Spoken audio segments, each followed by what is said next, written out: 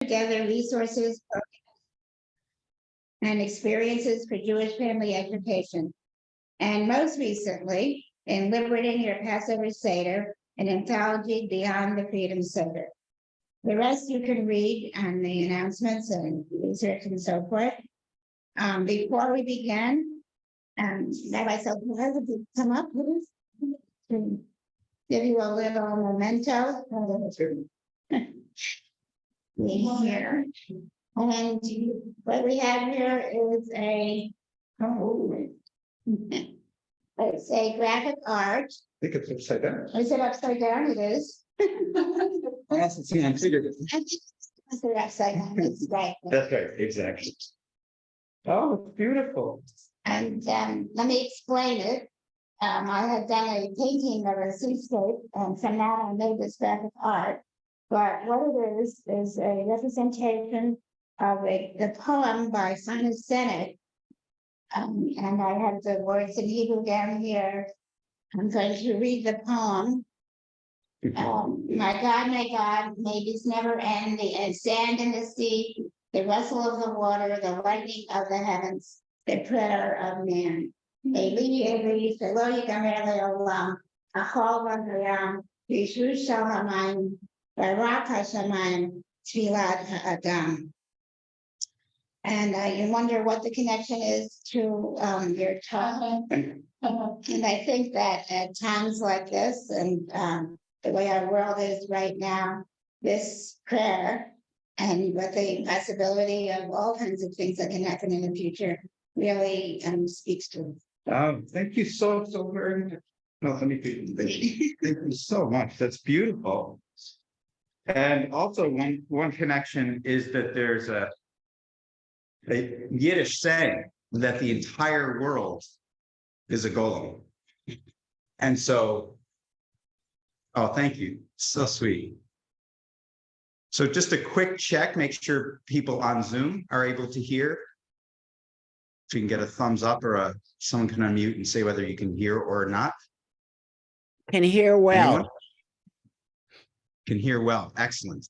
And a shout out. I see it's small on the screen, but I see my sister and my mother joining us from Connecticut. And my wife was on from Philadelphia, but she might have left for a Zoom funeral. So so Shabbat Shalom to everybody on the screens and here in person.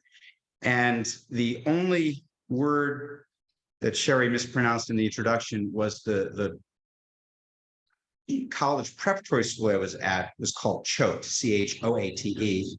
But the word inchoate makes it sound like you did. And actually, there's a connection. When I was hired to go to CHOATE, it was part of a program of the Bronfman Foundation, which they were trying to get Talmud study into college preparatory schools. And that was part of my becoming the campus rabbi for that high school. First time that there was ever a full-time residential rabbi at a private boarding school. And as preparation for that, right after getting married in 1996, we came up to Cambridge, and the last time that I was in this building was June of 1996. So what's that, 27 years ago? So it's good to be back at the Harvard Pillow building. Thank you so much for inviting me. And I have a little clock here because I take timing very important, especially the part, your part can go on, but I'll keep my part within the limits. I'm told to present for about a half an hour and then we get to discuss with each other. So I'm looking forward to that at least as much to anything I have to say. So the title of this talk is, Does a Golem Count in a Minyan? I probably don't need to define golem, but just in case, a golem is an artificial being created by people through magical / religious mystical means. When you ask such a question, does a golem count in a minyan? You want to consider who is asking the question and what's at stake for them. And after we look into the history of the golem in the Jewish tradition, which is the primary focus of today, of the first part. And we're also going to even look at some recipes for making a golem. We're then going to consider who is asking the question. It's Tzvi Hirsch ben Yaakov Ashkenazi in the 16 and 1700s. And what's at stake is murder. Whether his grandfather is guilty of murder and whether the family's name has been sullied, the reputation has been ruined if it has a black mark on it because of a murder committed by his grandfather. So before we get into the actual texts and such, I just want to ask the question, even though the discussion is mostly the second part. Does a golem count in a minyan? Off the top of your head, what are some answers that come to your mind, or thoughts, or questions? 3 answers. No, yes, it depends. Okay, so we've covered that completely. Yes, Other questions? sure. This is a Jewish setting. Hello? Yes? Oh, Do you know the answer? I mean, I knew that. yes. I mean, you know, if you had a group of convicted murderers in prison, they could form a minyan. Absolutely. You sound sick as can be. In fact, in Eastern State Penitentiary, which is in my very close to my home in Philadelphia, there's I love, an ancient, I love that not every ancient, but I love they it. found a section which is a synagogue. You're doing something else. You're talking to someone else. I couldn't. For me, that everyone agrees. If you have one murder in a minute, if you have one intact who is murdered, is that a kosher minyan? So a murder does not make you not count in a minyan. So actually, even more than, you know, keep in the back of your mind, does a golem count in a minyan? We're going to be thinking about that, but I actually even have other questions sort of that come out of that. So to ask the simple sounding question, does a golem count in a minyan? It opens it, yeah. He seems to be counting it all on the minyan, because we do count the people on the silver. Well, it's insulting.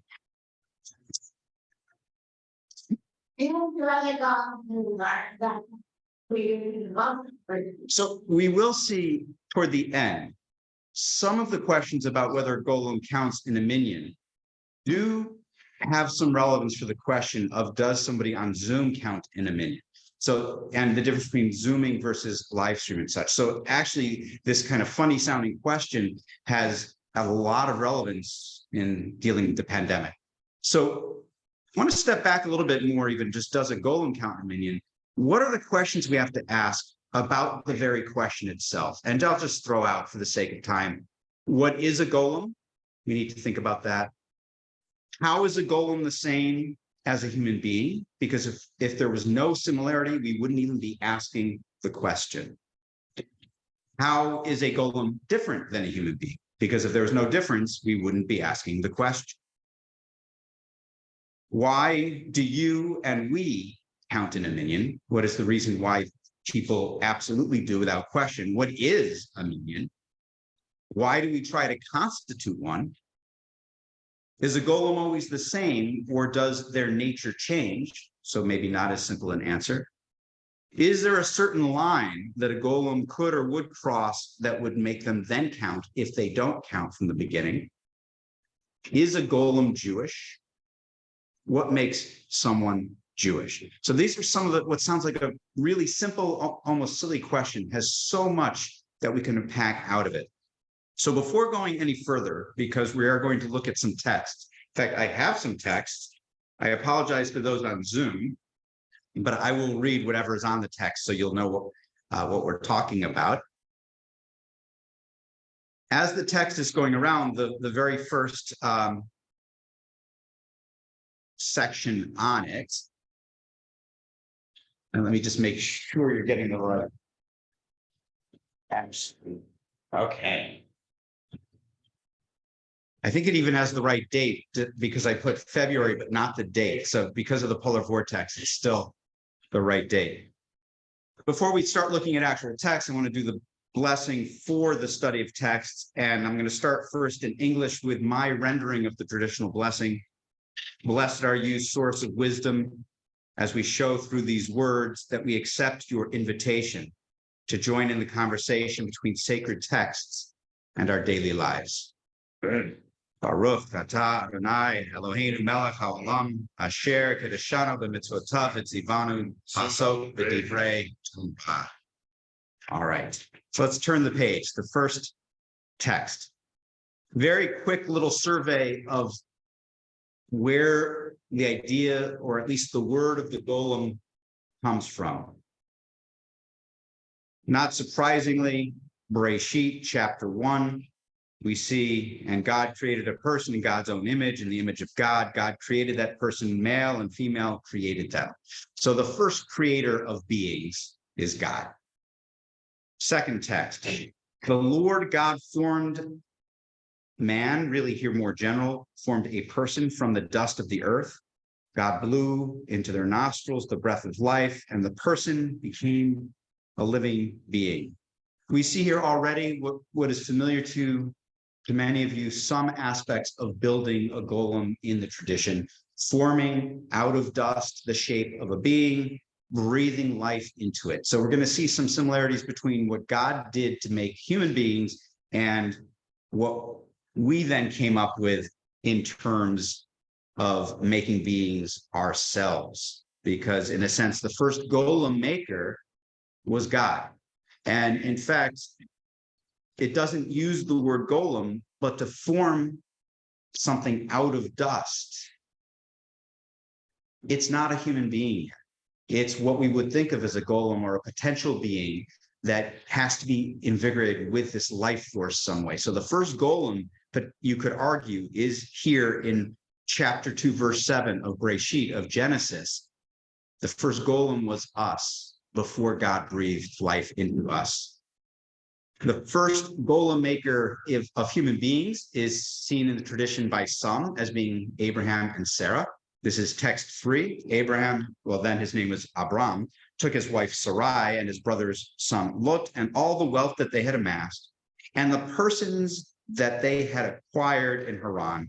And they set out for the land of Canaan. When they arrived in the land of Canaan, etc. The words in Hebrew, et hanefesh, the soul, asher asu, which they had made. Because the literal words here from Genesis chapter 12 are that they made souls. Some people read back into this that Abraham and Sarah, in fact, were creating beings, were creating human beings. And then verse 4, now we're in the book of Psalms. We have here the very first word in Psalm 139, verse 16, gomi, which is the word golem. Your eyes saw my unformed limbs is how it's translated there, but that's just a translation because, and it's a guess, because the word here, golmi, is in fact one of my favorite words. It's a hapax legomenon. A hapax legomenon is a word which appears only once in the Torah. And the only way we know what words in the Torah mean is by context and seeing them in different contexts. So if a word only pops up once, there's always some level of conjecture. So we don't know. In fact, you could think of this word as a bit of a golem, that it's something that we have to breathe some life into. So there is the sense from context, it means some kind of amorphous or shapeless mass. So that's the first appearance of the word itself. Let's take a look on page 3 now. Text from the Talmud, Sanhedrin 65b. The way to think of this is, I don't know how many of you have read or seen Harry Potter books or movies. Is that, I don't know if that's, so there's a device in Harry Potter called a pensieve. A pensieve, it's a bowl with what looks like a clear liquid in it. And you can put a drop of a memory into it and it infuses the bowl with the memory. And then you put your head down into it and you enter into the memory. That's what's happening here in the Talmud. basically we're just dropped into a Talmudic story without much context at all. And we're suddenly surrounded by two great rabbis. So the discussion starts. Rava says, if the righteous wish to do so, they can create a world as it is stated, but your iniquities have separated between you and your God. In other words, there is no distinction between God and a righteous, or really a fully righteous person who has no sins. And just as God created the world, so can the righteous. We can just mention the problem with that, which is nobody's fully righteous. But they're setting up this case where if we were fully righteous, we could do basically everything that God could do, or at least we could create worlds. Indeed, the Talmud continues, Rava created a man, doesn't use the word golem, created a man using forces of sanctity.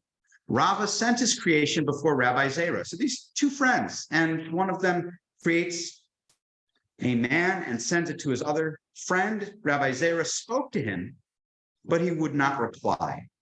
Rabbi Zera said to him, you were created by one of the members of the sages. Return to your dust. So the way he knows that the golem, is not a person, is because he can't speak. So this is both important in many ways, because we see right from the beginning, as is common throughout most legends about the golem, golems cannot speak.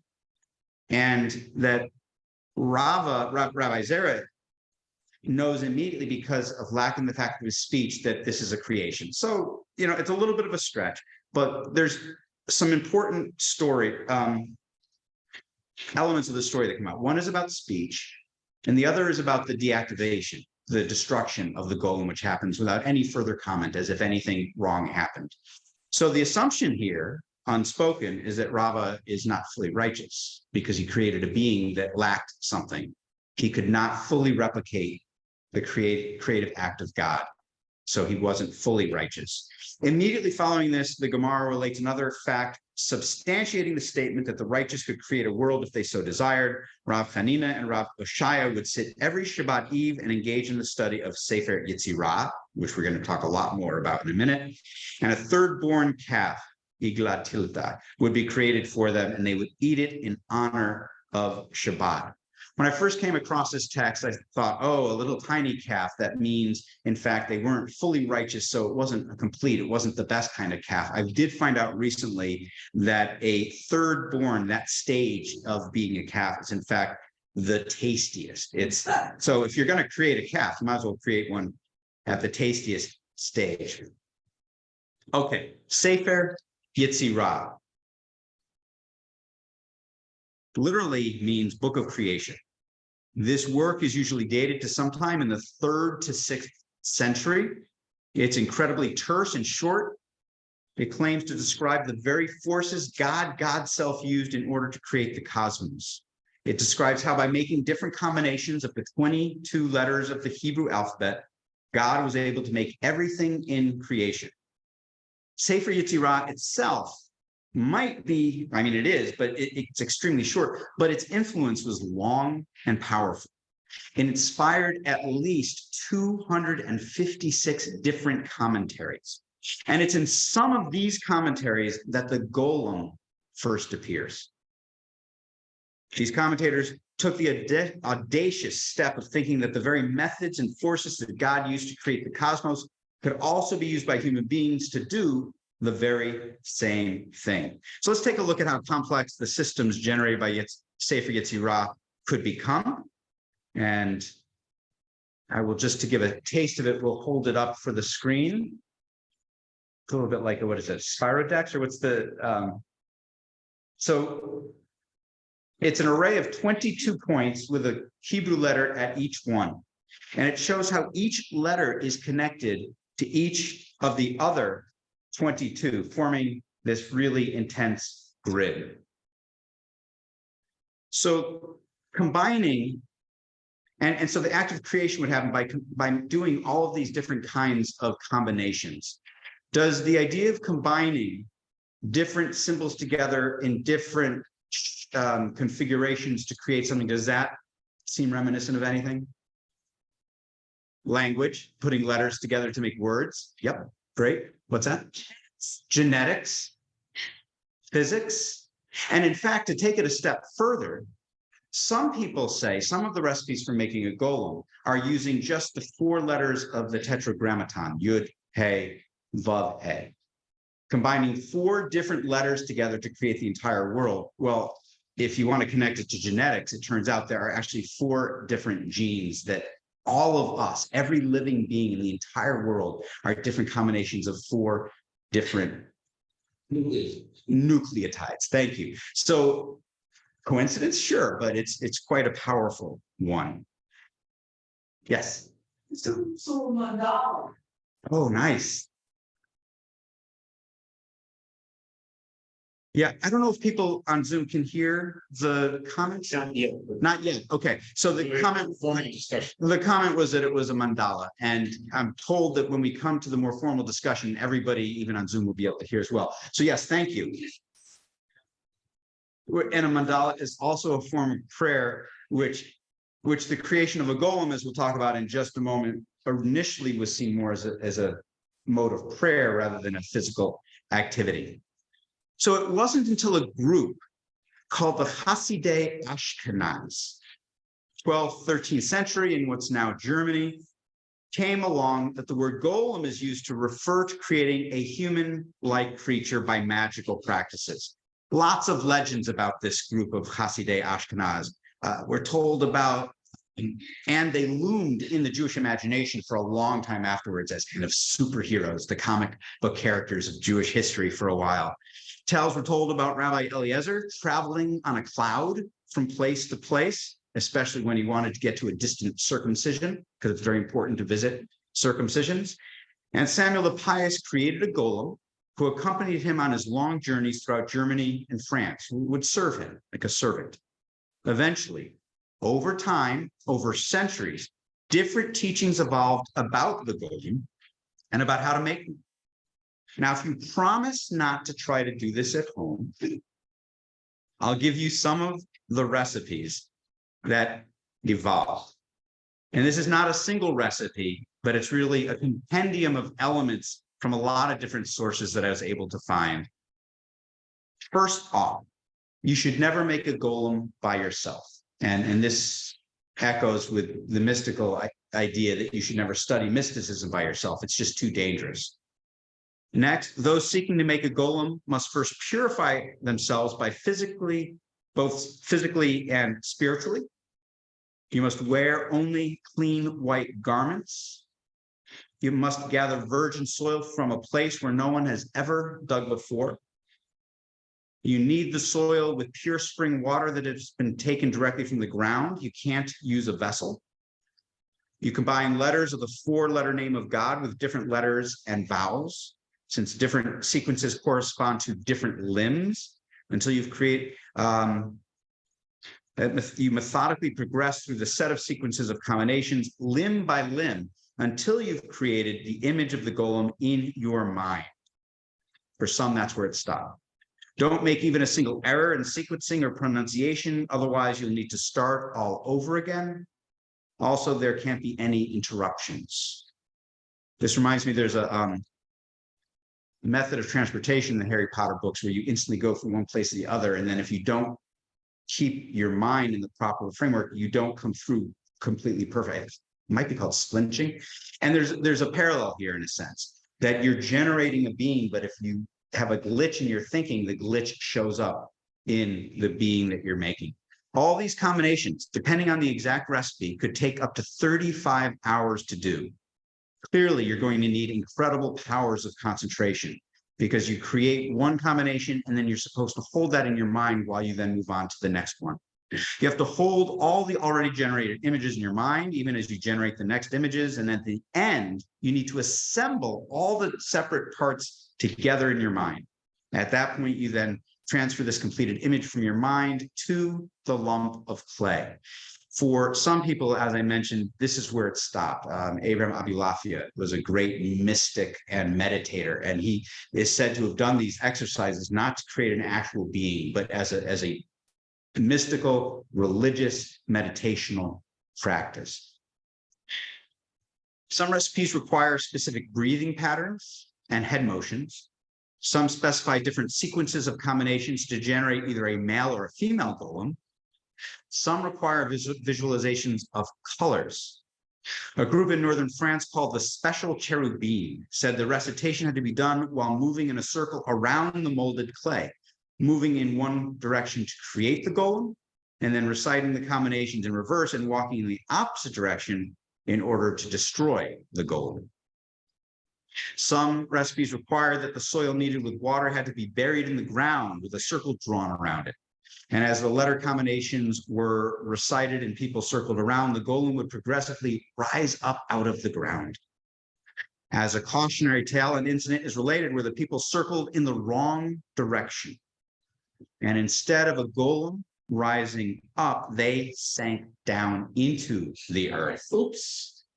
When they were finally immersed in the earth up to their belly buttons, they finally realized something was going on. That's right, people in film should not make golems. And they cried out and they solved the problem by turning around and walking in the other direction.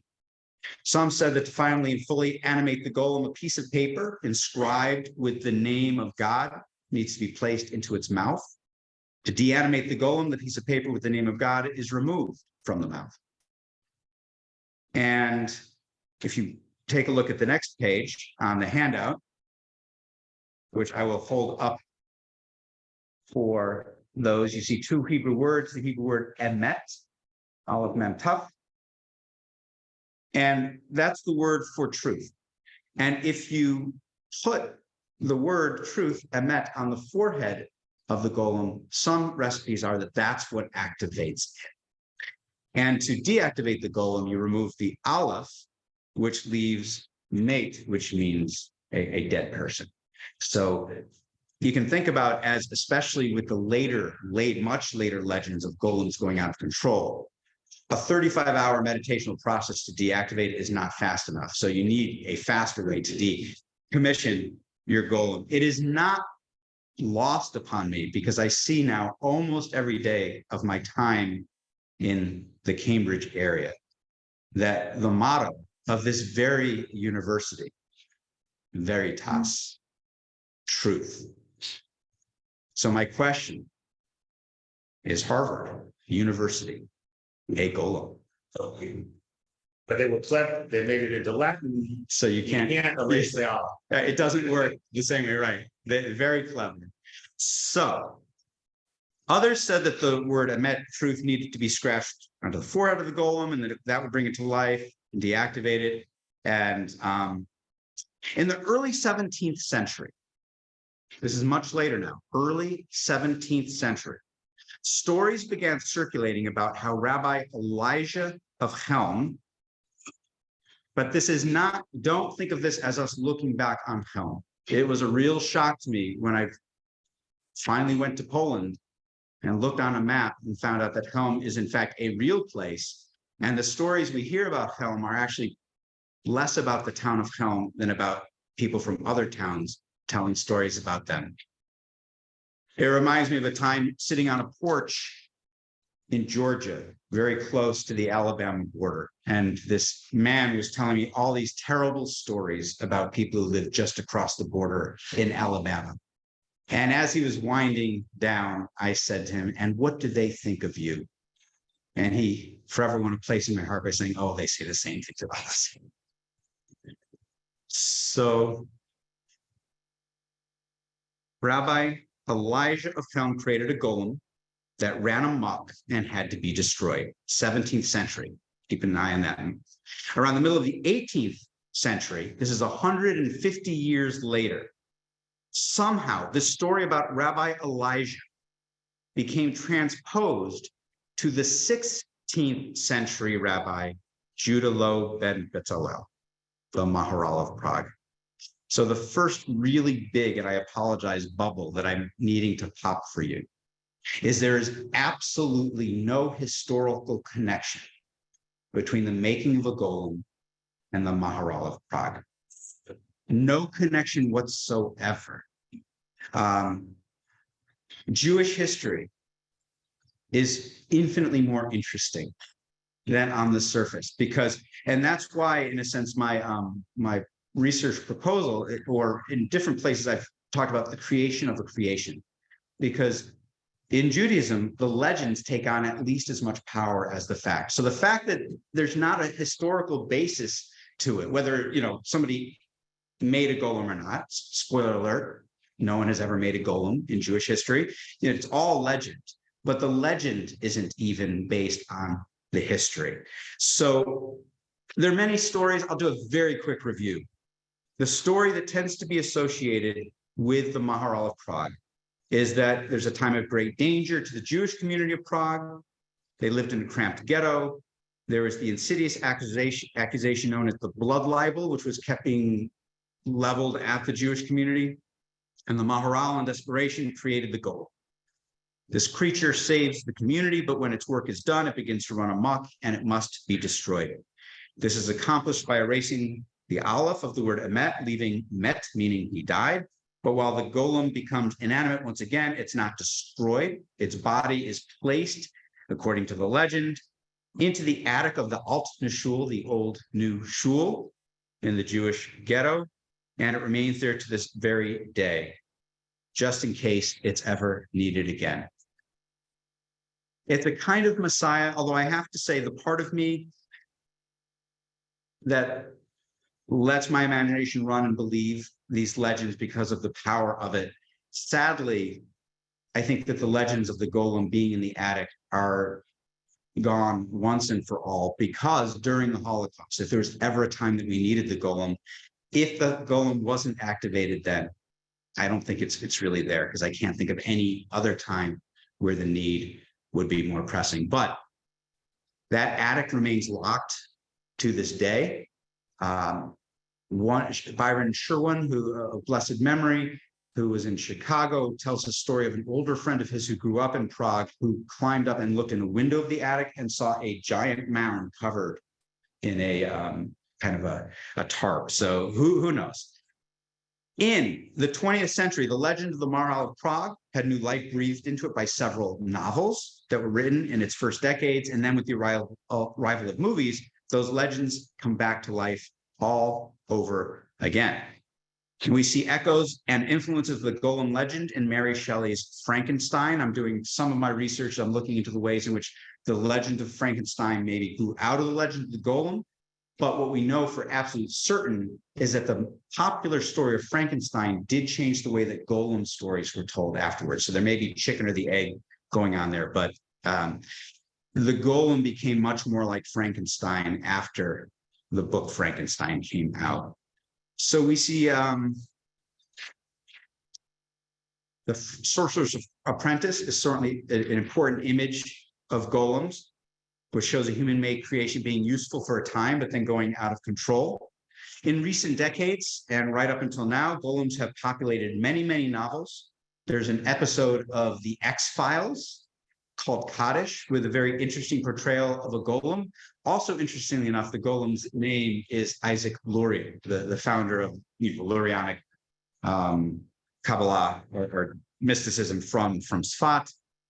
There's a television series, Star Trek: The Next Generation, which features a character called Data, who is an android. And it's a running theme throughout all the seasons, but there are a few episodes in particular that I'm trying to go back to and look at in more detail, in which Data explicitly asks questions about his own nature. And he tends to think of himself as very different from human beings, whereas Captain Picard believes that he is very much a full being, if not a human being, a being with full rights, just like other human beings. And so this dialogue going on between them, very fascinating. And books like Snow in August and He, She, and It by Marge Piercy, which look at the golem both as a protector, but also using it as a metaphor for technology.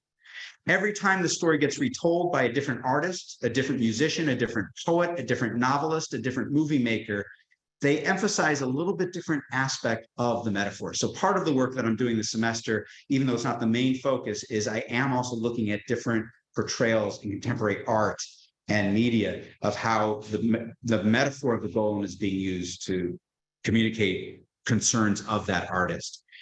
So even though the attic of the Altnerschule in Prague remains locked to this day, it is clear that the golem continues to animate our own imaginations just as much as ever. And perhaps most surprising is that the golem at some point crossed the line from the realm of Agadah, meaning legend, to that of Halakha, of Jewish law. Meaning that whether a golem ever existed or not, and again, I don't think they have, it has to be reckoned with in legal and ethical terms. So it is a legend with ethical and halakhic implications. And this is not unusual. And the Talmud is filled with cases where the rabbis pretty much explicitly say, this is a scenario that never happened and never will happen, but we're going to consider it because there's a principle there that we need to develop. Okay, so in the 17th century, Rabbi Tzvi ben Yaakov Ashkenazi, known as the Chacham Tzvi, was the leader of the Portuguese Jewish community, and he raised a halakhic question. Does a golem count in a minyan?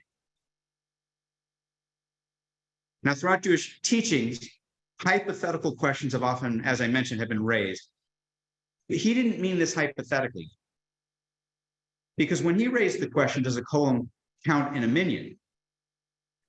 He's not really asking, does a golem count in a minyan? What he's asking is, the stakes are really high.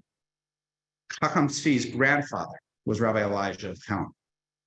He's the one I mentioned a few minutes ago, who was first reputed to have created a golem in a time of great danger, but then the golem ran amok, and then he had destroyed.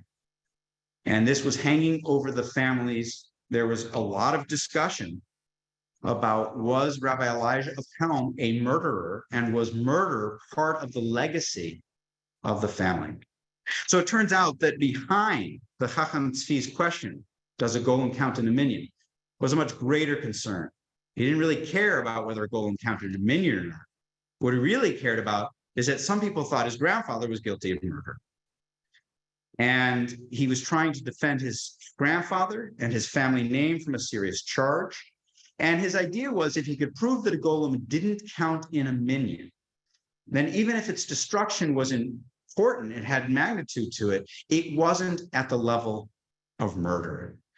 And so let's take a look at page 6 of the handout. I wanted to show you the actual words. And I'm trying to remember, we started about 12:05. 12:10? Yeah. All right, so I'm going to wind up pretty soon so we have a chance to talk, but let's take a quick look. Responsa of Chacham Tzvi. Yeah, we don't, that clock's. He wrote, I've contemplated a person that is created by the means of the book of creation, that's the Sefer Yetzirah, and he's referring to a golem, just like those described in Tractate Sanhedrin, that's the first text we looked at. Rabbah created a being. And also as witnessed by our elder Gionim, my father and teacher Rabbi Eliyahu Baal Shem of Helm, can they be counted as part of the 10 minyan for prayers that require 10, such as Kaddish and Kedusha? And as I mentioned, this is where this very question also becomes relevant, dealing with a pandemic. Someone's on Zoom. They can hear everything that's happening and they can respond. Do they count in a minyan? And within the conservative movement, the Reform, the Reconstruction movements, the answer was yes. Within the Orthodox movement, you can't even Zoom, so it was a non-issue. Where this plays out is for live streaming, in which somebody is watching but can't actually speak or respond, amen. Live streaming, they don't count in the minyan. So we see here some of these ancient questions really applying to something just from the last couple of years. Continuing, do we say that since the Torah states, and I shall be sanctified within B'nai Yisrael, and Golem was not at Mount Sinai, because it wasn't at Mount Sinai, it should not be counted, because remember, every Jewish soul was at Sinai. Or perhaps he should be counted, since it's stated in Sanhedrin, he who rears an orphan in his homes, scripture considers it as if he had begotten him. So adoption, according to some early teachings, is enough to be considered Jewish and counting in a minyan. Since it's written 5 sons of Michal, which suggests Michal bore the children, however, Meirav actually bore them. Rather, Meirav, this is more complicated than it needs to be. I'm going to just mostly want to pull out the issues. Meirav birthed them and Michal raised them. So to here, since he, the golem, is the product of the handiwork of the righteous, it is considered generally part of B'nai Yisrael. Since it is made from the hands of the righteous, it is their descendant. He's a good debater, right? He starts by considering, yes, a golem does count in a minyan. But then he continues, it seems to me that since Rabbi Zera killed it, since the Gemara states creature returned to the dust, thus he killed him. And if you thought that it could participate in the 10 for things that require Kedusha, if it counts in a minyan, then Rabbi Zera would not have removed it from this world. That even though he does not have a prohibition of spilling blood, since the Torah states, whoever sheds the blood of man, by man shall his blood be shed, specifically a person created by a person, i.e., only a person that is born from his mother's womb would qualify as spilling blood. The being here was created by Rava and not from the womb of a woman. In any case, since it has utility, i.e., it could count in the minyan, he would have not removed him from this world. Thus, for sure, he would not be counted in the minyan for things that are holy. I read much too quickly through a complicated text. Let me just pull out the key points here. One, he considers first, does adoption make you Jewish or not? But then he considers, first of all, it has no blood, so you can't spill its blood. He considers the Jewish definition that to be a Jew, you need to be of woman born, not the Shakespearean trick where a woman born means a cesarean sections and therefore the prophecy, forget all that. This specifically means being carried to term by a human mother. And finally, he finishes with one of the most fallacious acts of logic you're ever going to see, which is he works backwards and says, since Rava is righteous and he decommissioned the golem, it could not have been a person because a righteous person wouldn't have done that. Completely illogical. But again, we're not dealing in logic in a sense. But what I want to get to here, because I do need to count this, I want to get to our discussion, is one of the key things is whether a golem counts in a minyan. One of the answers is no, because they can't answer amen, which again comes in during the pandemic with Zooming and live streaming. But I've actually had a hard time pinning down exactly who does count in a minyan. Because in the old days, if you could not speak, if you were deaf, if you were mute, you didn't count in the minyan. And we've moved beyond that in most Jewish communities as well. So I'm doing some work into just the very simple question, who does count in a minyan? And it's not as simple as you might expect, or it's Judaism. So of course it's as complicated as you expect. And what I've also come to see is, as intriguing as the question and thought-provoking as it is, it also is kind of irrelevant to the question of the golem. Because there are a lot of Jews who don't count in a minyan, traditionally women, right? Minors by all streams of Judaism, and you can't kill them. So in a sense, Chacham Tzvi's very question is sort of misguided in that the question about counting a golem actually isn't related to murder. And also there are how many people on earth now? 8 billion, I think.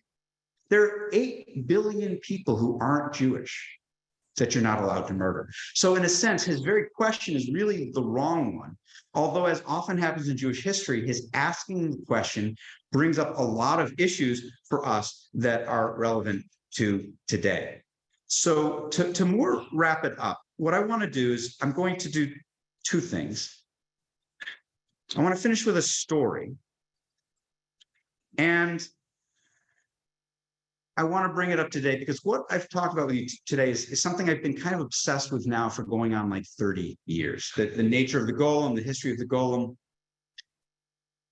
For the first time in human history, we're on the verge of actually creating a golem, or maybe beyond a golem. So in our own age, all these fascinating questions going back thousands of years, there is something new under the sun. We are, according to a recent article in the paper, by one measure, some scientists think we're now 7 years away from something called singularity, which is defined in different ways. It's the point either where a computer gains consciousness or where a computer goes beyond our control. It's defined in different ways. But part of the difference, and you can ask your smartphone out loud if you don't believe me, part of the difference is that our creations do speak. And this is why, in a sense, we've gone beyond what Rava was capable of, which was creating what looks like a full human being lacking something. We're on the verge of creating something that maybe doesn't lack anything. some of the areas, and this is where I'm glad to talk about anything about the history. Hope, if I know it, I'll tell you what I know, or hear any thoughts about the history. But what I'm most interested in is my research project, why I was brought here to Harvard, is to pick up where, when I would think about and talk about the golem in the past, I would always finish by saying, this has implications for artificial intelligence, bioengineering, the genetic manipulation, reproductive technologies, robotics, even corporate ethics, right? Because artificial persons is a legal category that is talked about, and whether a corporation has the same rights as an individual or not. What we think about the golem might actually have something to, I do believe that Judaism often has a different perspective to bring to issues pressing in wider world.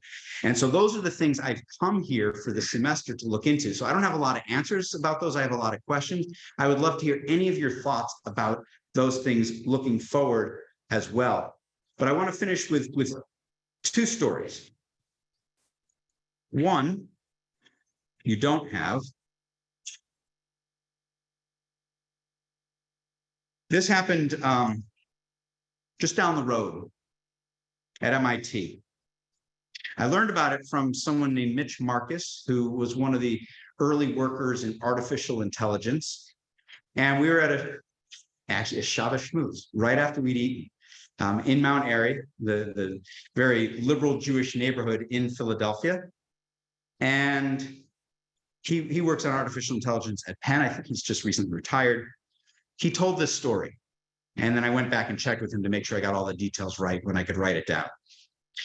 In the mid-1960s, at MIT, there was assembled a group of graduate students who were part of what would soon grow into the Artificial Intelligence Lab. One day, as a bunch of these graduate students sat around talking, reference was made to the first computer in Israel, which was called the Golem. Someone explained what a golem was and some of the legends associated with it. Jerry Sussman then said, following my bar mitzvah, my grandfather came up to me and said that I was a descendant of the Maharal of Prague, the one who created the golem to help save the Jewish community. To this day, the golem lies lifeless in the attic of the Prague's Altna Shul.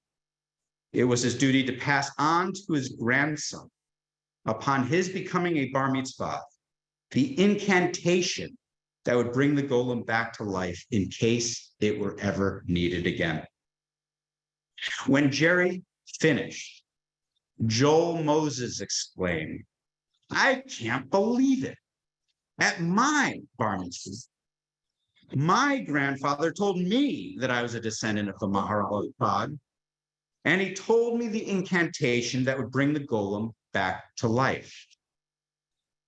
After a stunned silence, Joel and Jerry decided to write down the incantations that they'd been told, even though they'd been sworn to secrecy.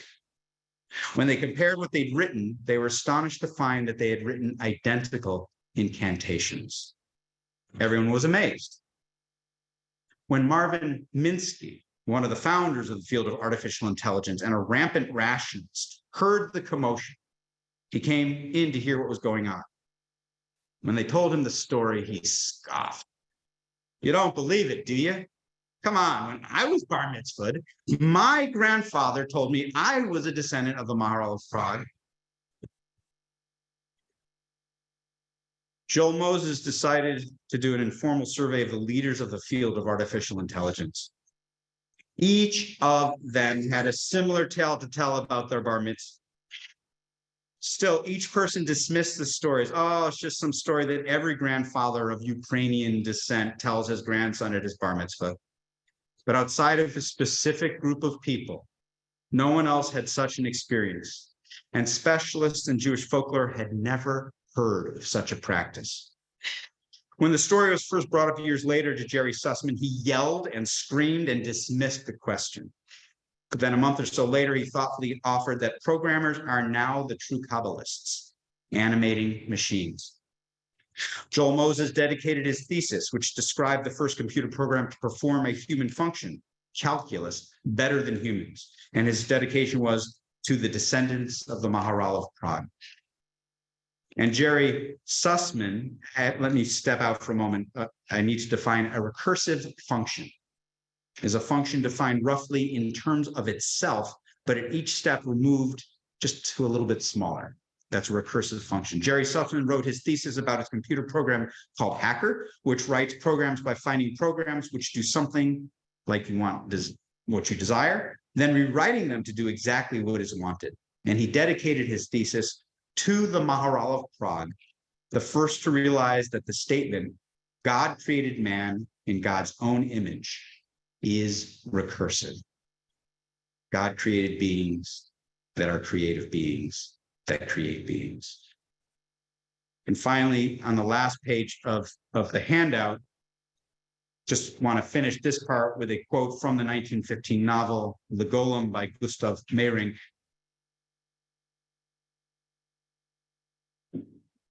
Who can say he knows anything about the golem? Always they treat it as a legend until something happens and turns it into actuality again, after which it's talked of for many a day.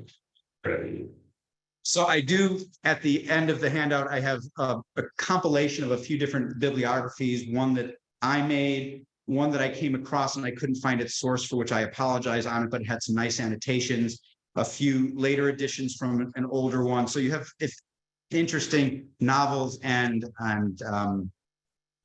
non-fictional books about the golem as well. So thank you very much. And I can't wait to hear.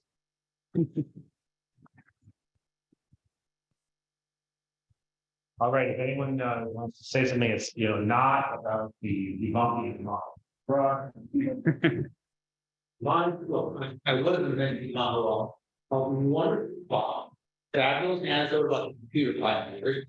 But this is a side note before I make question. Mathematicians, for whatever reason, are into genealogy of mathematicians who thought who.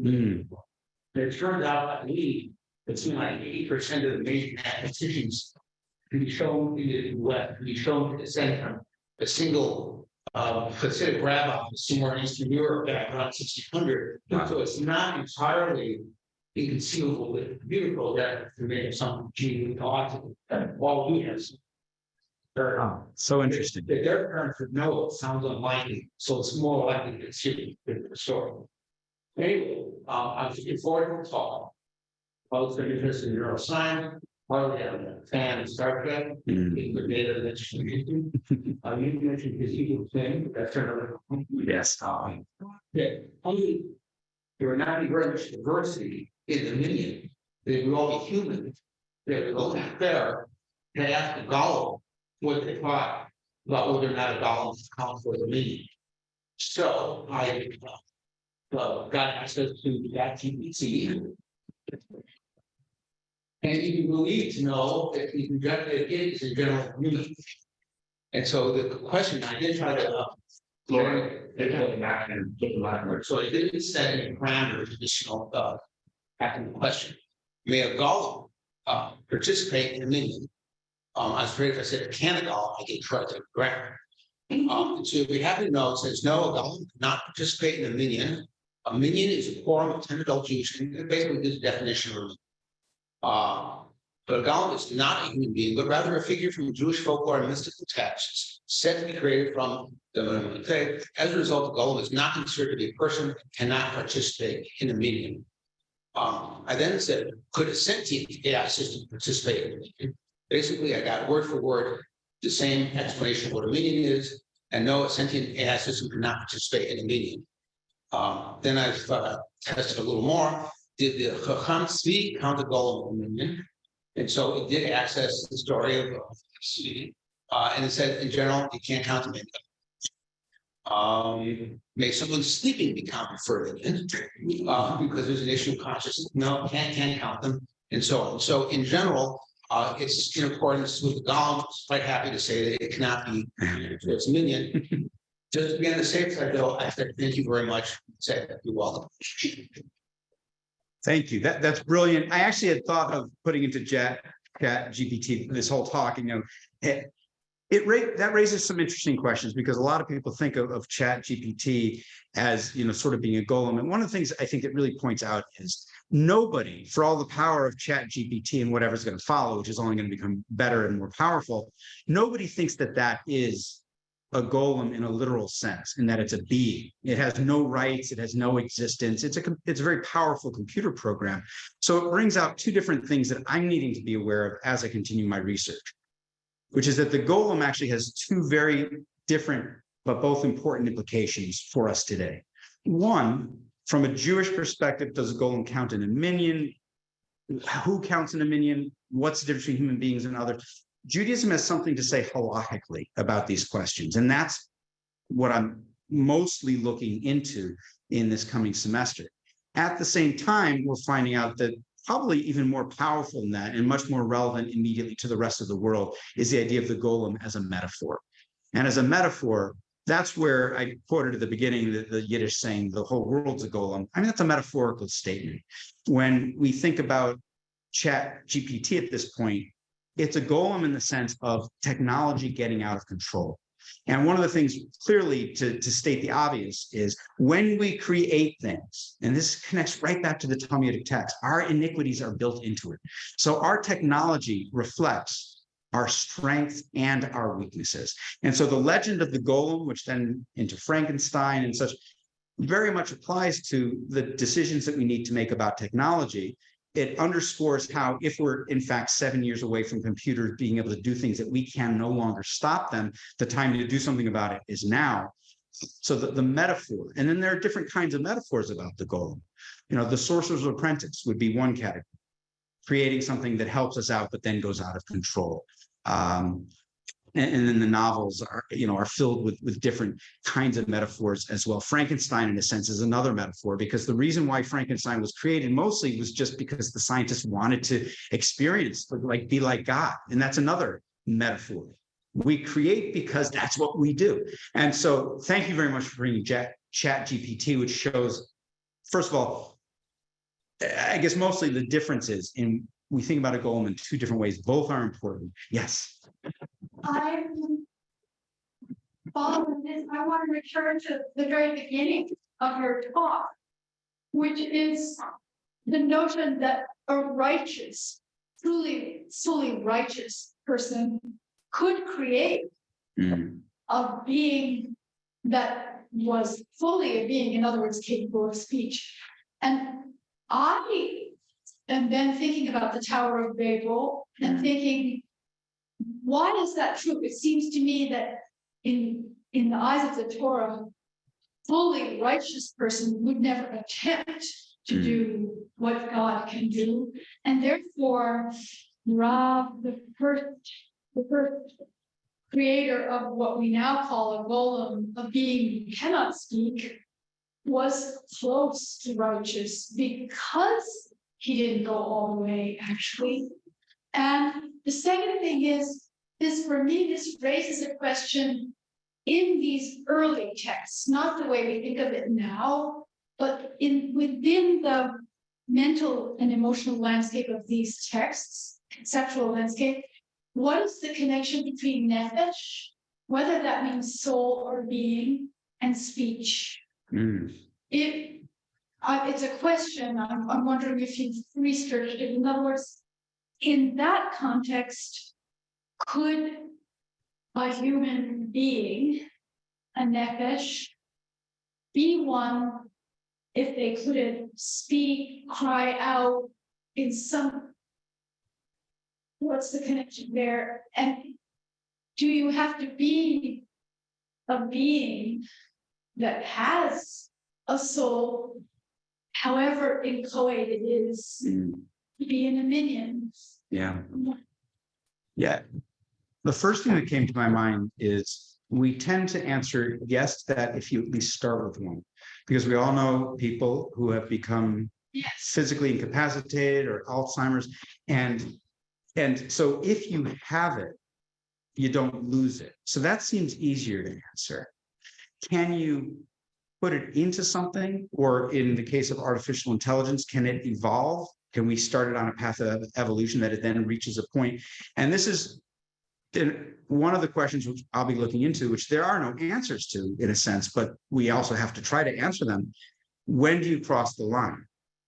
At what point will it, there's was the guy who got fired from Google because he said that the program was sentient, and why did he get fired? Because he was right or because it was wrong? Who knows? But that one person was convinced that the computer program had passed that singularity, that point, and working backwards, I saw a play a year ago at the Park Avenue Armory in New York City, which is a great place. It's turning swords into plowshares. It's a drill hall, full city block that's being used now to put on mammoth art exhibitions. And there was a play about, I think they call it an opera actually, where this woman, Gesundheit, this woman's father put his consciousness into something that would hold it as his physical body died. And so this is working the other way, which is, does that consciousness then have full rights? And of course, spoiler alert, because we're not perfect, there start being glitches in the container, which holds a soul. And, do you decommission or not? Is that murder? It did connect back to the Golem question some, but again, that was coming up from the other angle, which is if you say, once we have that level of priority, we don't take it away from somebody who isn't in their right mind or can't remember things anymore. In that case, what do you do? What's the relationship between the body, the physical side of it, and the computers, which, the whole world is being reproduced on computer. A lot of the tests that people do, you don't do it, the physical test anymore. You run a computer program that does it. So I don't have a firm question for it. I just have some more answers to it. So thank you. Some more questions based on, I don't have an answer, just more questions. Excellent. What else? Yeah. So what did Marvin Minsky and Joel Moses and Jerry Sussman and the rest of the gang have in common? Well, maybe they were all the descendants of the Marvin. And how can we figure that out? They can do a DNA test. If they are, did they have the same mother? Because how did you get new people in the old fashioned? Well, there are two ways. You create them with a partner. Mhm. You adopt someone else's creation and make that child yours. Both of these are mystical and confusing, and this just seems to be a way of ripping on that. How can men create without having to muck around?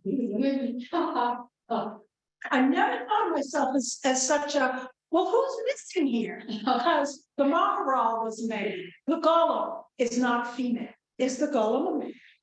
Is the Golem a male? Does the Golem have a gender? I have more questions. And so, If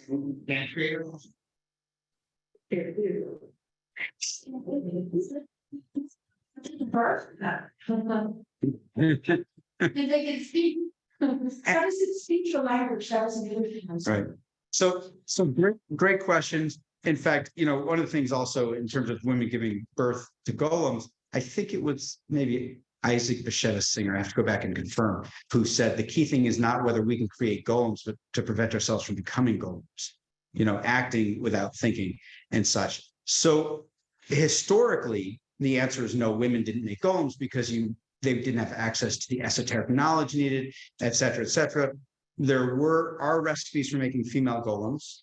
And this is where certainly in modern imagination, Cynthia Ozick has the Puttermesser papers in which a woman creates a golem and helps her become mayor of New York, and then it runs amok. There are stories of men creating women golems for various company reason. So it does pop up, but you're right that the exceptions prove the rule. And part of the fact that we live in a more egalitarian age means that women can start making these golems as much as anybody else. So, and it'll be curious to see whether those who work in artificial intelligence, whether they have some connection to the Maharal of Prague, even though they wouldn't have had their bar mitzvah, maybe. Children speak.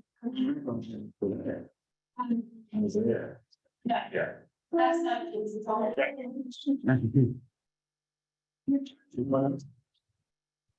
Oh, that's true. And sure. Before you talk, sir, get the microphone in front of your face. No one will hear you. I mean, not we will hear you, but not Zoom. My question kind of overlaps in the hands of, to me, the question is why does the image of the golem have such potency? That it's different. What does it mean about the cells and the haunting image? What do we want? It goes Yeah. here. The way to go on. As you said, now getting that.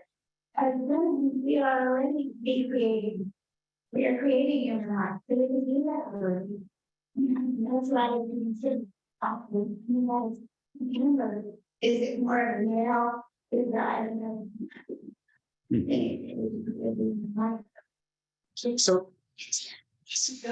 So you got some of the most interesting contemporary stories are written by women and about golems and women and such. But historically, that hasn't been the case. And it's interesting to think that maybe women have not had as much a need to tell a story of the golem because they have a direct experience of creating life. So part of it could be, envy on the part of men if they want to be as creative as women. Part of it is in a more human wide perspective. Of course, we want to be like God in the sense we want to be able to create. And it was seen as the height of serving God. Abraham Abulafia was serving God by creating beings in his head. He didn't think about making them, in fact.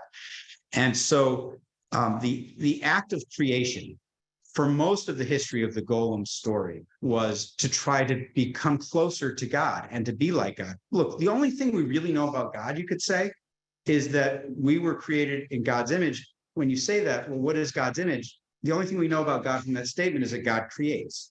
So in a sense, the only way that we emulate God is to create. So that for most of the history of the golem has been the case. With the rise of the Industrial Revolution, where we see technology getting out of control, this whole other part of the story, there was always an element of danger in the golem. Generate it wrong and you might actually hurt yourself. Like you generate an image of an arm in your head, and if you put a glitch in it, it might actually transfer to your own. So there's always that element of danger, but nothing like we see today. And so the golem is a metaphor for technology that we can't control, and that our beings, we all know, anyone who's a parent knows that we pass our faults onto our kids, but we also hope that they get a little bit more right than we did. Every generation goes a little bit further. Sherry and I were talking before about how for women of a certain generation, we live in a time of egalitarian Judaism, but there's always a part of you that still remembers, I wasn't fully counted as a full human being. And so, the behavior doesn't always match the internal feeling. In the next generation, it's a moot point. It's just a given. And so that's progress. So we both replicate our strengths and our weaknesses, but now that we're giving that power to something that is potentially out of our control. I mean, if all the computer networks are hooked up to each other and, one of them gains consciousness, who knows what will happen? Lori, you want to ask something?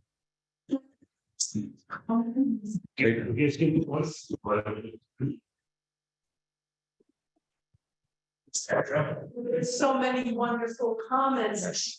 And I started to realize that you can go from any one person's comment and the right go sideways to the next person. Everything has been connected with the two themes also of technology and metaphor. But there's always been technology. We didn't, but we all use technology. Using electricity is technology. So when that came up, I thought so much of Oppenheimer's comment when it was the detonation of the atomic bomb about, and he went back to the ancient Sanskrit text. I have creating death. So we may be doing that, and then for why is it that at certain periods, we see, if you look at the bibliography, why is it that at certain times if you were calling dates, why are there certain times when people are attracted to the theme of the golem? And so maybe a silly one came to me, which was, I think Steven Spielberg's animated movie, The Mouse Bible. I think it was that, who came on a ship as an immigrant. And in the ghetto, the mice are terrorized by the vicious cat. And the mouse creates a cat golem to protect the mice of the neighborhood. So I think that one should be included. Okay. Appreciate it, because I think it's very underrated. The it golem actually is a better human being and is better than the So I'm making an editorial comment. If someone said to me, what one thing should I read about the Golem? We're very much on the same page. That the novel He, She, and It by Marge Piercy. She does what is an incredible feat that some writers can pull off and most can't, which is to tell two completely different stories that could be incredible novels on their own, and weaves the two together so that they comment on each other. She has what is probably, if you just read the parts about the Maharal of Prague, maybe the best telling of the story of the Golem that you'll find anywhere. And then she tells a story projected into the future about technology going out of control. And so they comment on each other. So that, thank you for highlighting that. I was thinking as you were talking that in a sense, we live in the age where, yes, there's always been the technology, but it hasn't been as out of control. And we've always had this metaphor. We're living in the age where the metaphor and the technology are beginning to merge. So, yeah, thank you. All right, thank you. You have one person, David, go ahead, make sure you unmute yourself. There you go, go ahead. Yes, thank you very much for that very interesting lecture. I've been in Prague, as perhaps you have, I don't know, but if you go to the Altneu Shul, you'll find that in the back of the shul is a ladder that's attached to the building, and they say that that's the ladder up to the attic that the golem would walk up when he would come back. Also, to my way of thinking, I think you have to, before you can know whether to count the golem for the Minyan, you have to prove that he's Jewish. And you did allude to that because, someone Jewish, one of the rabbis created him, was a Rava, right? But I'm not sure if that really proves his Jewishness. That would mean that every computer that's made would be Jewish. So that has to be worked out too a little bit, I think. Yeah, thank you. Thank you so much for highlighting it. That one of the things I actually had meant to mention is, oh, hi, Sherry's brother. I find it very quaint that the rabbis think that the fact that they created the golem, it's Jewish. They ask whether it counts in the Minyan or not, but they don't ask whether it's Jewish or not. So thank you for highlighting that part. It's nice. And you had some more? Yeah, just one other thing. Perhaps in the handout you may have included it. Obviously, I can't see that, but there's a great contemporary book, The Golem and the Genie, by Helen Wecker, and that shows us that there are golems in other societies as well, and it's a very interesting book. I read it a number of years ago. So let me say that's actually, I brought it with me. That's one I have not read yet, so I'm looking forward to it and appreciate your recommendation. And I forgot the other part I was going to say. Did you have a little bit more? Maybe it'll come back to me. No, that's it. You covered it very, very well. I found it very interesting. Thank you. You're welcome. In fact, the last part of my sabbatical, it seems like as much as I'm taking apart the legend of the golem, I still need to go and see the sites associated with it. So at the end of my time in Cambridge, my hope is to go to Prague and to visit all of the different sites, as well as I believe it's Sherry who recommended Kafka's Son, which also has a golem in it. So that's part of my reading to prepare for going as well. So, Yeah, when I went to Prague, there's a fellow rabbi there, a colleague, Ron Hofberg. I don't know if he's still there. I assume he is. And he showed us around. We were with a group, and he took us to all the Jewish sites there, and the synagogues are quite a few, some of which are not working synagogues anymore. They're more like museums. But Prague's quite an interesting city. So thank you, Dave. Unseen by you, everyone is beginning to clean up. So I think we're officially wrapping, but thank you. That's great notes for us to end on. Thanks for joining us. Thank you, everybody, and thanks everybody on Zoom for tuning in and for being part of it. All the best, everybody. Bye-bye. Thank you. Thank you. Beautiful. Thank you so much. Shane. This is really beautiful. You know, Oh, very nice. You sing it. Yeah, so it has all that disease. Funky. And it looks like the song. It really does. Oh, I really appreciate it. So what is the secret incantation? Bye-bye. Have a great rest of your Shabbos. Today,